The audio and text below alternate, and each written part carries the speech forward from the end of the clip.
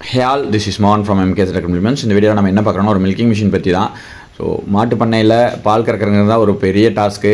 அதுவும் நிறையா மாடு இருக்கும்போது ஆள் கரெக்டாக வரல, ஆள் செட் ஆகலை அப்படின்னா பால் கறக்கிறது ஒரு பெரிய ஒரு டிஃபிகல்ட் டாஸ்க் ஆயிரும். ஸோ அதை காம்பன்சேட் பண்ணுறதுக்கு தான் நம்ம வந்து மில்கிங் மிஷின் கொண்டு வந்திருக்கோம். இது நம்மளோட MKZோட மில்கிங் மிஷின் தான். ஸோ இது ஒரு பண்ணையில் இன்ஸ்டால் பண்ணி கொடுத்துருந்தோம்.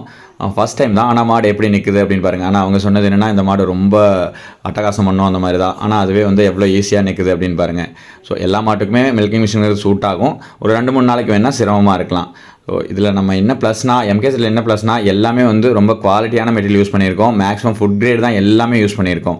அண்ட் தென் இம்போர்ட்டடான பார்ட்ஸ் தான் யூஸ் பண்ணியிருக்கோம்.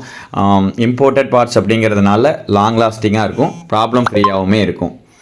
இதில் யூஸ் பண்ணியிருக்கிறது எல்லாமே வந்து ரொம்ப குவாலிட்டியாக ரொம்ப லைஃப் வர மாதிரியான மெட்டீரியல்ஸ் தான் யூஸ் பண்ணியிருக்கோம். ஸோ அதனால் வித்தவுட் வரியில் ஒரு பயம் இல்லாமல் நீங்கள் வாங்கி யூஸ் பண்ணலாம். ஸோ ஒரு பார்ட்ஸும் பார்க்கலாம். பல்சியேட்டர் இதுதான் ஹார்ட் ஆஃப் த மெஷினு. இது இம்போர்ட்டட். இது வந்து பார்த்திங்கன்னா ரொம்ப லாங் லாஸ்டிங்காக இருக்கும்.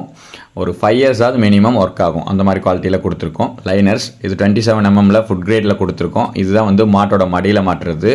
ஸோ இம்பார்ட்டண்ட்டான பார்ட்டு. இது கிளான்னு சொல்லுவோம். இது வந்து பார்த்திங்கன்னா பாலை வந்து கலெக்ட் பண்ணுறது, மடியில் 4 காம்புலேருந்தும் கலெக்ட் பண்ணுறது. இதுவுமே இம்போர்ட்டட், ரொம்ப குவாலிட்டியாக இருக்கும். அடுத்து SS கேனு. இது வந்து 25 லிட்டர்ஸில் SSல கொடுத்துருக்கோம். துரு பிடிக்காது, அப்புறம் வந்து லாங் லாஸ்டிங்காக இருக்கும். ஸோ அடுத்து பம்பு.